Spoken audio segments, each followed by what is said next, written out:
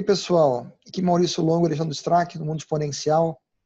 E hoje a gente vai conversar sobre a ética no uso de recursos digitais. Mas antes da gente começar, eu queria pedir para você, se você não assinou ainda o canal, para você assinar aqui embaixo e clicar no sininho para ser notificado quando tem novos vídeos. Se você está ouvindo o podcast e também não assinou ainda o podcast, você, por favor, procura na sua ferramenta favorita, que você pode estar ouvindo pela web, e faz a assinatura do podcast também para ser notificado quando saem novos episódios. Então, Alexandre, esse tópico é um tópico interessante, né? Porque a gente vive numa cultura aqui no Brasil onde o que está na internet as pessoas parecem achar que é livre para qualquer um pegar e fazer o que quiser. E essa não é a realidade. E à medida que a gente passa a viver numa sociedade cada vez mais conectada, onde você está cada vez mais exposto, não só ao resto da sociedade brasileira, mas para o mundo, né? Quando você está pensando em levar um serviço, um produto para fora, o seu nível de exposição é muito maior, principalmente porque em muitos outros países essas coisas são levadas muito mais a sério, chegando a levar a processos legais, inclusive por aquilo que às vezes para o brasileiro parece uma coisa boba, né? É muito comum você encontrar material pela internet e você sai incluindo nos teus materiais sem ter nenhum tipo de respeito ao produtor daquele material, né? Isso a gente vê, é muito comum em apresentação, ou seja, você vai num evento e você vê a apresentação, de repente daquela apresentação da pessoa tem várias imagens e tal, que o cara pegou simplesmente da internet e não tomou nenhum cuidado de verificar se aquele material tinha propriedade ou não, simplesmente ele colocou, porque como ele pegou na internet, ele achou bacana, ele sai usando. Isso é muito comum também com fotos meme, né? Ou seja, tem muito meme, as pessoas usam essas fotos desses memes diretamente nas suas apresentações para ilustrar alguma coisa, para causar graça, enfim. E o meme, obviamente, tem propriedade, né? Ou seja, alguém se deu o trabalho de criar o meme e divulgá-lo, né? Ou seja, quanto mais ele viraliza, mais interessante é para o dono da propriedade. E não dá para sair simplesmente usando sem tomar esse cuidado. Assim como citações de outras palestras e tal, também é comum, né? Ou seja, você vê pessoas que pegam conteúdos dos outros e simplesmente replicam nas suas apresentações sem sequer citar o autor daquele material, né? Então, É importante nesse ponto de chamar a atenção de que não é ilegal e não há problema em você citar uma outra pessoa, citar uma outra palestra, citar um livro. Nada disso é incorreto, mas o correto é você fazer isso com a atribuição da onde qual é a fonte, quem é o autor daquela imagem, daquele texto, daquela fala, vamos dizer. o mais correto é pedir primeiro autorização ao cara, né? Ou seja, Não, a lei de copyright ela estabelece limites aonde é determinado como o que os americanos chamam de fair use, né? Vamos dizer assim. Você está fazendo uma recitação à pessoa, você está dando crédito à pessoa, então, dentro daquele espaço, e a gente está falando normalmente assim, de você replicar um parágrafo de um livro, ou você colocar uma foto, uma imagem, desde que com a atribuição necessária e como uma referência àquela obra. Então, é diferente, por exemplo, de você pegar vou dar um exemplo aqui, uma foto de um pôster de um filme e você mandar imprimir a foto para botar numa parede, isso não é fair use. Você está literalmente roubando aquela propriedade intelectual, que é a criação daquele pôster, para o seu uso. Agora, se você está escrevendo um comentário sobre o filme, você bota uma versão reduzida do pôster para ilustrar aquilo como um comentário do filme, aí é um caso de fair use, vamos dizer. Isso também é válido para outras situações que não só uso em apresentação, né? Software open source. Acho que a gente já chegou a comentar um pouco sobre isso em algum vídeo do passado, mas vale a pena voltar ao assunto.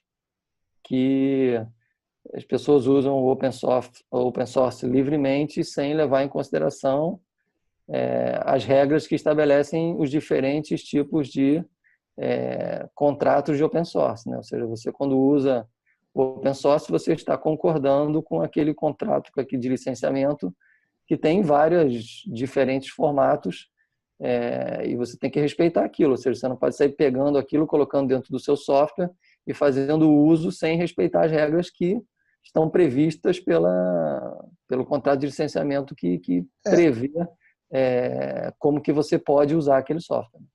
Para ilustrar esse caso, eu acho que é interessante para as pessoas terem uma noção da gravidade do que a gente está falando do ponto de vista de negócio.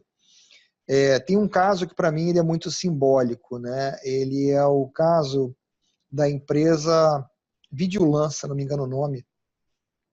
É a empresa que é responsável por gerar o software open source VLC, que é um software de vídeo para você reproduzir vídeo em múltiplos formatos, tal. Software muito conhecido, software gratuito, que funciona muito bem, largamente utilizado, multiplataforma. Aliás, para nesse ponto aí, porque acho que tem uma coisa que veio na minha cabeça agora e que a gente confunde, né? Nem tudo que é open source é gratuito, né? Porque há uma confusão nítida em que software gratuito é necessariamente open source e todo open source tem que ser absolutamente gratuito. Isso não é verdade. Não é verdade. Não é verdade. Mas aí, só então retomando.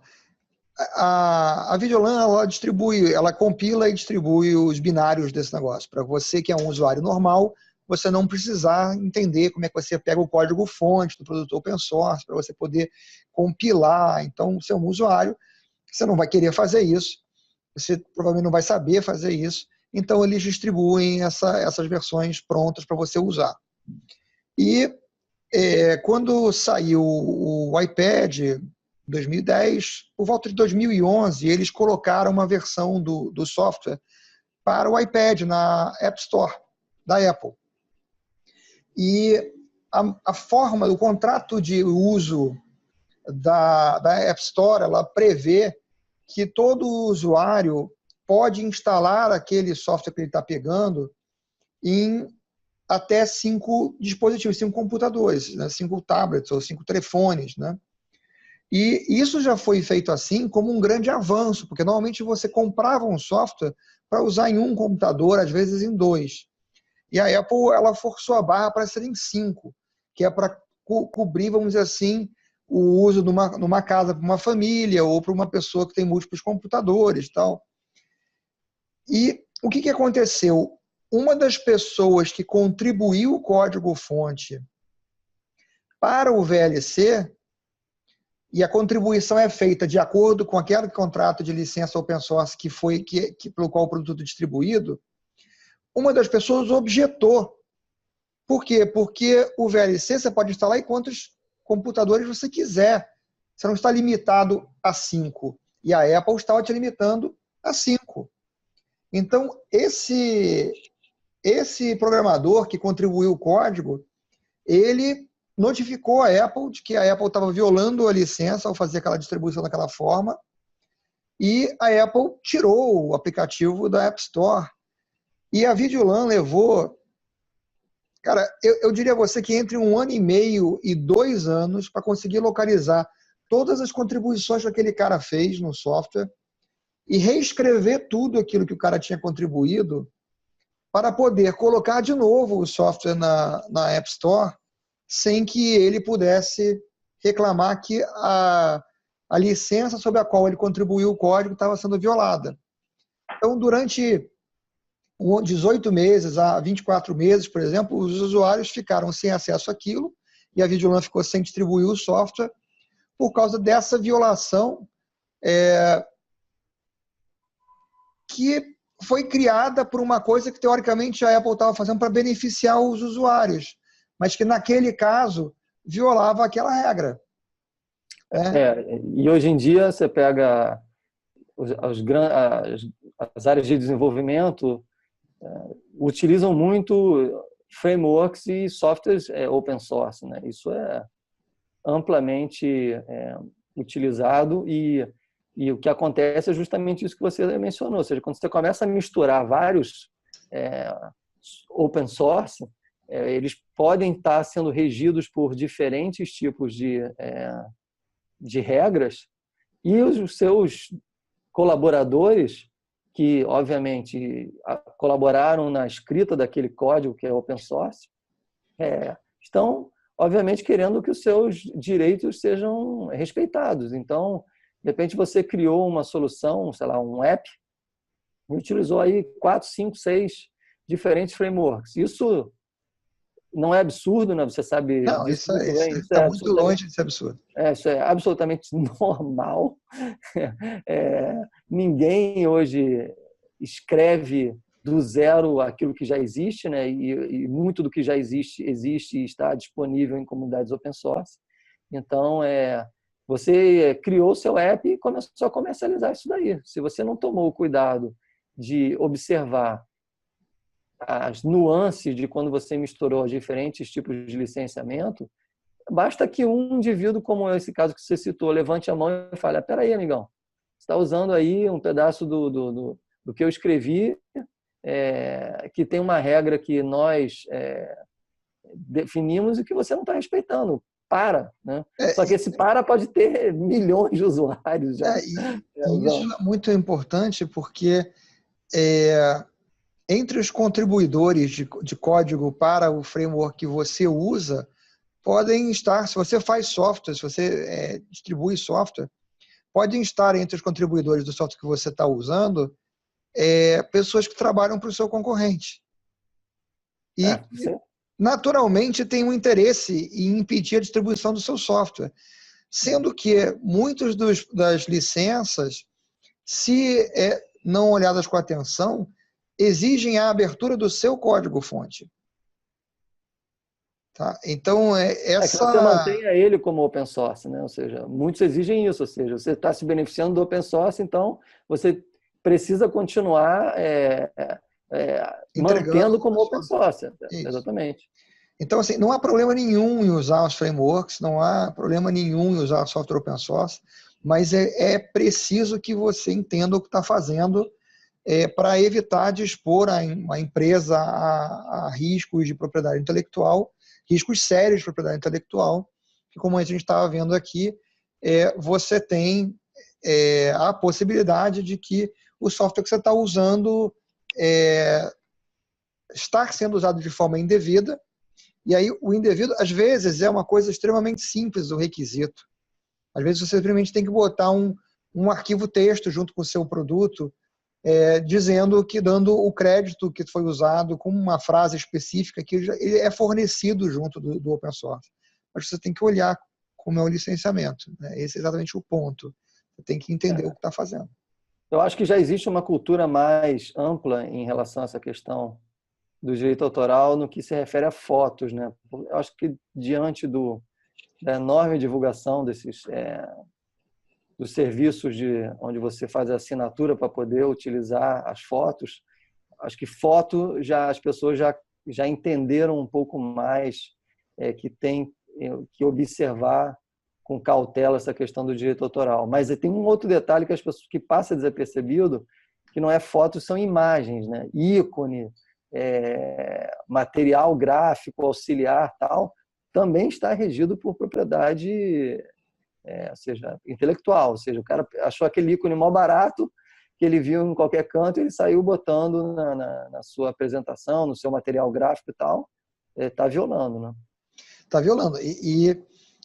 Até tem, você comentou muito bem, uma coisa que é muito comum também,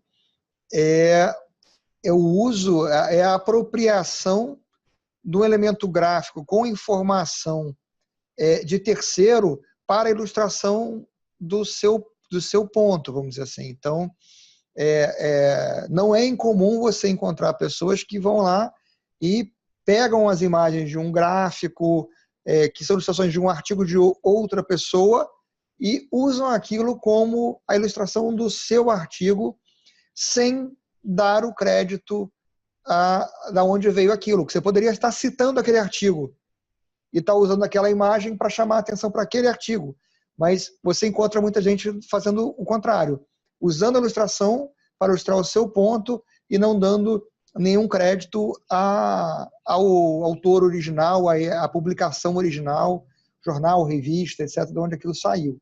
E que fique claro que isso é válido independente de se você está tendo benefício financeiro ou não. Você está escrevendo um artigo grátis. A violação é igual. A violação é a mesma, exatamente. Não interessa se você está ganhando grana com esse negócio ou não. Você está violando, não pode fazer. Isso é uma coisa muito mais séria, às vezes, do que as pessoas imaginam. Por exemplo, o uso de software não licenciado, né, como a gente fala bonito hoje em dia, o que antigamente a gente chamava de software pirata, né? O uso de software não licenciado, por exemplo, ele é punível com cadeia.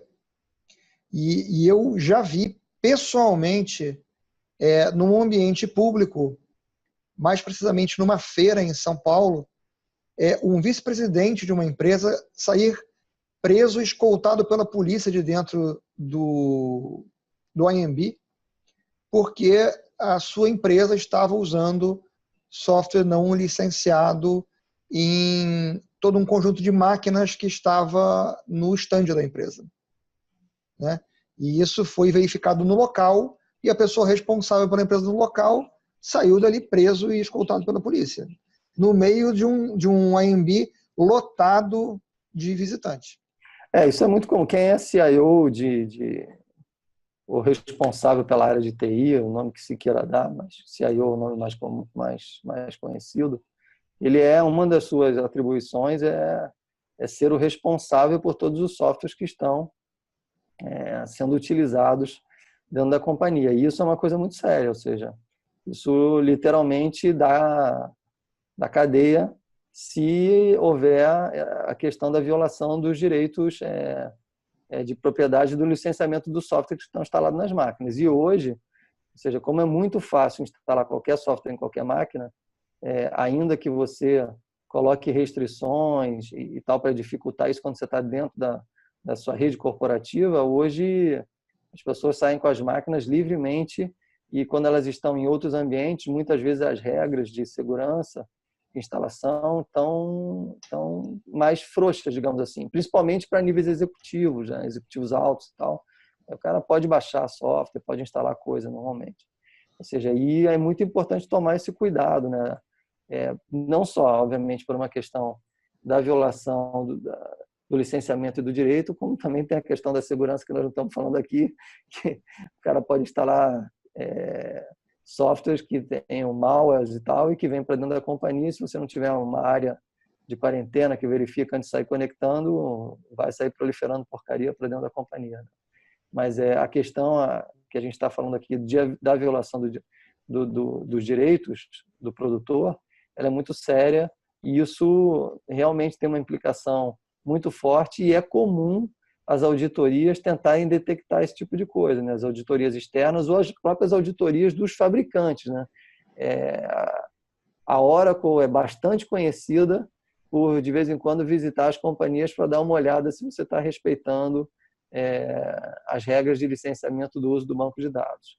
A Microsoft também, de vez em quando, faz esse tipo de auditoria. E isso é uma coisa bastante séria, só que estamos falando de duas empresas grandes. As pessoas normalmente tomam cuidado com os softwares das grandes empresas, mas esquecem, vamos chamar de esquecem, o detalhe das empresas menores. E aí as sociedades, as associações fazem o trabalho de fazer essa auditoria. E o CIO, saiba eles, CIOs que assistem os nossos vídeos, saibam que se você não está tomando esse cuidado, você está em sério risco de sair da companhia algemado. Ou seja, é crime e você vai ser levado. Ou seja, tudo bem que os advogados da empresa vão arranjar um habeas corpus bem rápido para você, mas você vai ter o constrangimento de sair de uma forma bem desagradável da companhia. E uma coisa que eu acho que é importante também esclarecer é que, embora num primeiro momento a primeira pessoa a ser colocada nessa situação seja a pessoa responsável pela área de tecnologia, no final das contas, quem de fato responde criminalmente é o proprietário da empresa, no caso de uma empresa limitada, ou os diretores estatutários, no caso de uma empresa que é uma SA. Então, essas pessoas também precisam saber que elas também estão expostas ao risco de ir parar em cana. Não, tem uma coisinha que as pessoas esquecem, né? A violação, ela pode ter sido por um momento muito rápido, né? Ou seja, pode ser que você violou e já desinstalou, mas violou e o registro da violação é digital, está lá na sua máquina. Ao momento em que a auditoria é feita, vai detectar que você baixou por algum tempo, usou durante algum tempo e não respeitou a regra. Né? Então é simples, não tem como você escapar do registro digital. Isso já é uma coisa de auditoria, né? Mas vamos dizer assim, voltando para onde começou a nossa história, hoje a gente vive num mundo extremamente conectado. Então, se você vai fazer uma apresentação sua e você pega imagens que você não tem o direito de pegar e bota na apresentação, quando você divulga a apresentação, você está demonstrando para as pessoas que você está fazendo isso que a gente está falando. Você está se apropriando de conteúdo que você não tem o direito de usar. Então, ou seja, você está falando contra você mesmo. Aquilo que você está fazendo normalmente como uma forma de divulgar o seu trabalho, vamos dizer assim, está depondo contra você. Imagens de celebridade é uma das coisas mais comuns que as pessoas fazem uso indevido, né? Isso aí presidentes, grandes artistas, né? Seja atores e tal, isso as pessoas acham que aquela imagem ela é automaticamente de domínio público. Não é. Não, tem que ser respeitado. Acho que a gente passou a mensagem importante. Né? Acho que cobrimos tudo que a gente precisava cobrir aqui nesse assunto. Então, tá ótimo. Ficamos por aqui hoje. Um abraço. Valeu. Obrigado.